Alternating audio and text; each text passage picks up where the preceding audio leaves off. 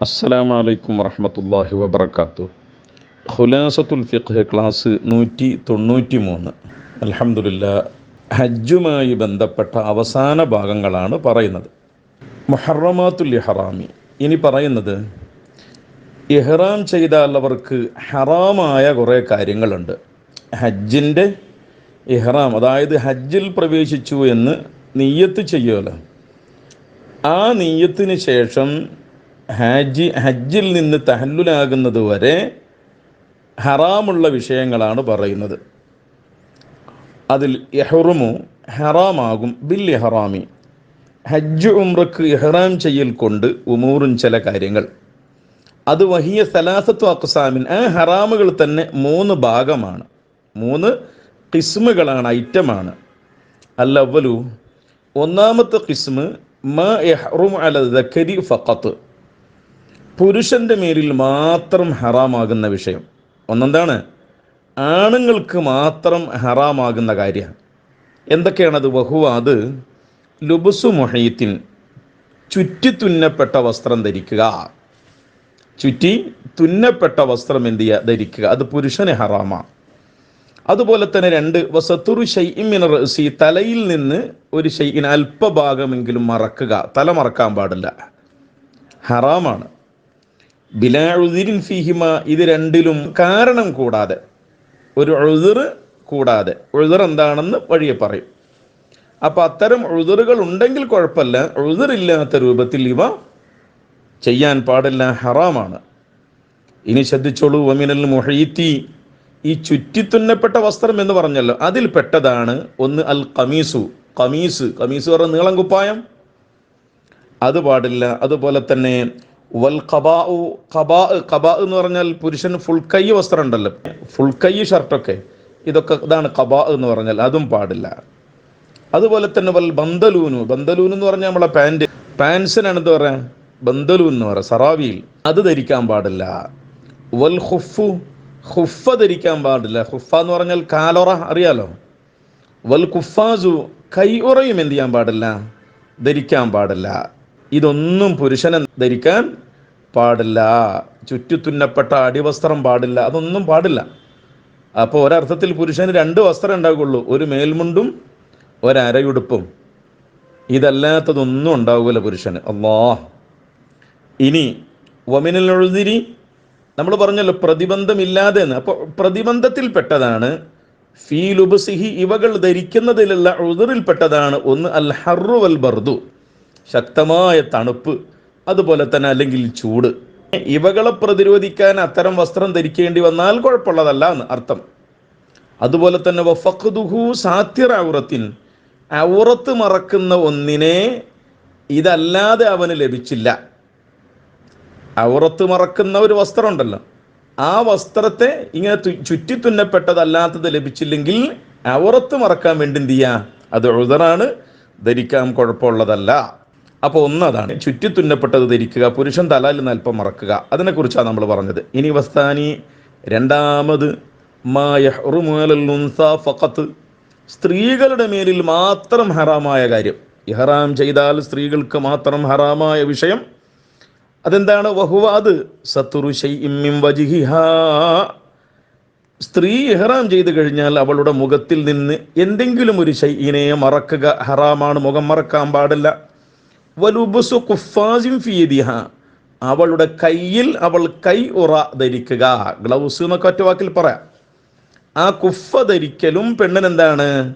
അപ്പോൾ അവളുടെ മുൻകൈയും അവൾ മറക്കാൻ പാടില്ല, തുറന്നിടണം. ഇതും ബിലാ ഉദ്രിൻ ഫീഹിമാ, ഇത് രണ്ടിലും പ്രതിബന്ധമില്ലാതെ, കാരണം കൂടാതെ.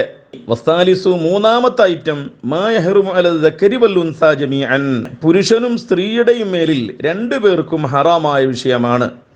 വഹിയമായെത്തി, അത് ശേഷം വരുന്നുണ്ട്, അതാ അതിലൊന്ന്. അപ്പം ഈ 2 പേർക്കും ഹറാമായ വിഷയങ്ങളിൽ ഒന്ന് അൽ ജിമാഉ, സംയോഗം ചെയ്യലാണ്. വയഫ്സുദു ബിഹിന്നുസുഖു, അപ്പം ജിമാഉ കൊണ്ട് ഹജ്ജിൻ്റെ അമലുകൾ ഫസാദായി പോകും, വലിയ ഗൗരവമുള്ളതാണ്. രണ്ടാമത്തെ എന്താണ്? അൽ ഇസ്തിംനാഉ, മനിയ് പുറപ്പെടുവിക്കുക, അത് വലൗ ബിയദി ഹലീലത്തിഹി, അവൻ്റെ ഭാര്യയുടെ കൈ കൊണ്ടാണെങ്കിലും ശരി, ഇഹ്റാമിലായ നിലക്ക് അത് പുറപ്പെടുവിക്കൽ ഹറാമാണ്.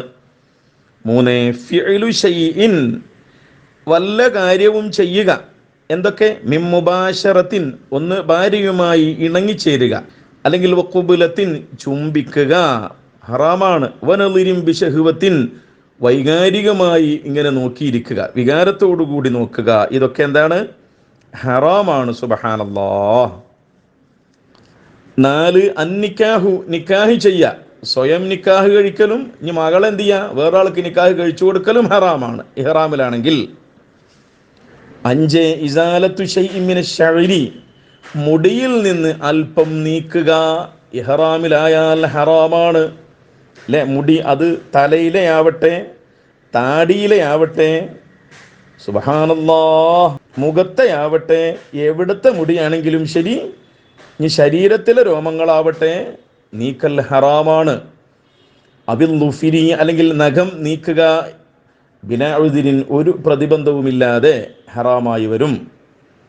6 ദഹ്നുർ റഅ്സി, തലയിൽ എണ്ണ പുരട്ടുക, അവിൽ ലഹ്യത്തി, അല്ലെങ്കിൽ താടിയിൽ എന്ത് ചെയ്യുക, എണ്ണ പുരട്ടുക, ഇത് രണ്ടും ഹറാമാണ്. ആർക്കൊഴികെ? ഇല്ലാ റഅ്സനഹവിൽ അജ്ലഇ വൽ അസ്ലഇ, അജ്ലഇന്റെ തലയിലൊഴികെ, അജ്ലഇ പോലോത്തവന്റെ തലയിലൊഴികെ, അസ്ലഇ പോലോത്തവന്റെ തലയിലൊഴികെ. അജ്ലഇ എന്ന് പറഞ്ഞാൽ മുടി കൊഴിഞ്ഞ ആളുകൾ ഉണ്ടാകുമല്ലോ, ഇവർക്കാണ് എന്ത് പറയാം? അജ്ലഇ എന്ന് പറയാം. അപ്പോൾ അവർക്ക് എന്ത് ചെയ്യാം? തലയിൽ എണ്ണ ഇടുന്നതിന് എന്തില്ല, കുഴപ്പമുള്ളതല്ല. തലയുടെ ചുറ്റുഭാഗത്ത് നിന്ന് മുടി പോയ ആളുണ്ടല്ലോ, മുടി കൊഴിഞ്ഞു പോയ ആള്, ഇവർക്കാണ് അജ്ലഇ എന്ന് പറയുക. അസ്ലഇ എന്ന് പറഞ്ഞാൽ തലയുടെ മുൻഭാഗത്ത് നിന്ന്, കഷണ്ടിക്കാരൻ, മുൻഭാഗത്ത് നിന്ന് മുടി കൊഴിഞ്ഞു പോയ ആൾ, ഇതാണ് അസ്ലഇ. അവർക്ക് 2 പേർക്കും ആ ഭാഗത്ത് എന്ത് ചെയ്യുക, എണ്ണ പുരട്ട, അതിന് കുഴപ്പമുള്ളതല്ല. മറ്റൊന്ന് വദഖനൽ അമ്രദി, അമ്രദ് എന്ന് പറഞ്ഞാൽ പിന്നെ താടിയും മുടിയും മുളക്കാത്ത ആൺകുട്ടികൾക്കാണ് എന്ത് പറയുക, അമ്രദ് എന്ന് പറയാം.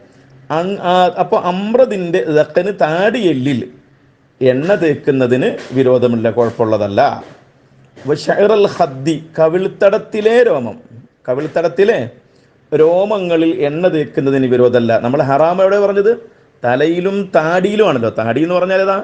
താടിയെല്ലിൻ്റെ മുകളിൽ മുളച്ച മുടിക്കാണെന്ന് പറയാം താടി. അപ്പോൾ കവിൾത്തടത്തിലുള്ള മുടിയിൽ എണ്ണ തേക്കുന്നതിന് വിരോധമുള്ളതല്ല. വൽ ജബ്ഹത്തി, നെറ്റിത്തടത്തിൽ എന്ത് ചെയ്യുക, ഉള്ള രോമത്തിലും എണ്ണ തേക്കുന്നതിന് കുഴപ്പമുള്ളതല്ല. വൽ അൻഫി, മൂക്കിലുള്ള രോമം, അതിലും എണ്ണ പുരട്ടുന്നതിന് കുഴപ്പമുള്ളതല്ല. ഇവകളല്ലാത്ത തലയിലെ മുടി, അതുപോലെ തന്നെ താടിയെല്ലിൽ മുളച്ച താടി ഉണ്ടല്ലോ, ലഹയത്ത്, അതിൽ എണ്ണ പുരട്ടൽ ഹറാമാണ്, പ്രത്യേകം മനസ്സിലാക്കണം. 7 അത്തതയ്യുബു, സുഗന്ധം ഉപയോഗിക്കുക, ഫിൽ ബദനി, ശരീരത്തിൽ, അവിൽ സൗബി, അല്ലെങ്കിൽ വസ്ത്രത്തിൽ, അവിൽ ഫിറാശി, അല്ലെങ്കിൽ ഇഹ്റാം ചെയ്തവൻ്റെ വിരിപ്പിലൊക്കെ സുഗന്ധം പുരട്ടൽ ഹറാമാണ് കേട്ടോ. ഇനി 8 ഇസ്തിയാദു ഹയവാനിൻ മഅകൂലിൻ, തിന്നപ്പെടുന്ന ഹയവാനിനെ, ജീവികളെ വേട്ടയാടുക, അത് ബരീൻ, കരയിലുള്ള, വഹ്ഷിയൻ, ഇനി കാട്ടുമൃഗമായ, അത് ത്വയ്റങ്കാന, അത് പക്ഷിയാവട്ടെ, ഔദാബത്തൻ, അല്ലെങ്കിൽ മൃഗമാവട്ടെ, എന്താണെങ്കിലും ശരി, വേട്ടയാടൽ എന്താണ്? ഹറാമാണ്.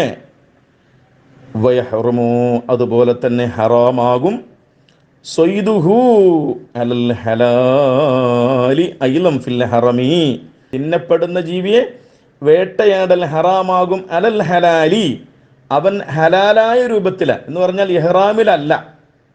ഇഹ്റാമിലല്ലെങ്കിലും ഹലാലായ രൂപത്തിൻ്റെ മേലിലാണെങ്കിലും ശരി ഹറാമാകും. അയ്ലൻ, വീണ്ടും, എപ്പോൾ?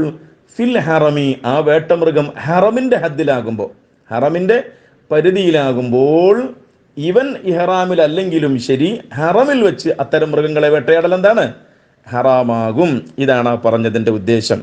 ഇപ്പറഞ്ഞ വിഷയങ്ങളാണ് ഹജ്ജിന് ഇഹ്റാം അല്ലെങ്കിൽ ഉംറയ്ക്ക് ഇഹ്റാം ചെയ്താൽ ഹറാമാകുന്ന കാര്യം. അത് പുരുഷന് മാത്രം ഹറാമായ വിഷയം പറഞ്ഞു, സ്ത്രീക്ക് മാത്രം ഹറാമായത് പറഞ്ഞു, 2 വിഭാഗത്തിനും കൂടി ഹറാമുള്ള വിഷയങ്ങളും പറഞ്ഞു. അള്ളാഹു തൗഫീഖ് ചെയ്യട്ടെ. അസ്സലാമു അലൈക്കും വറഹ്മത്തുള്ളാഹി.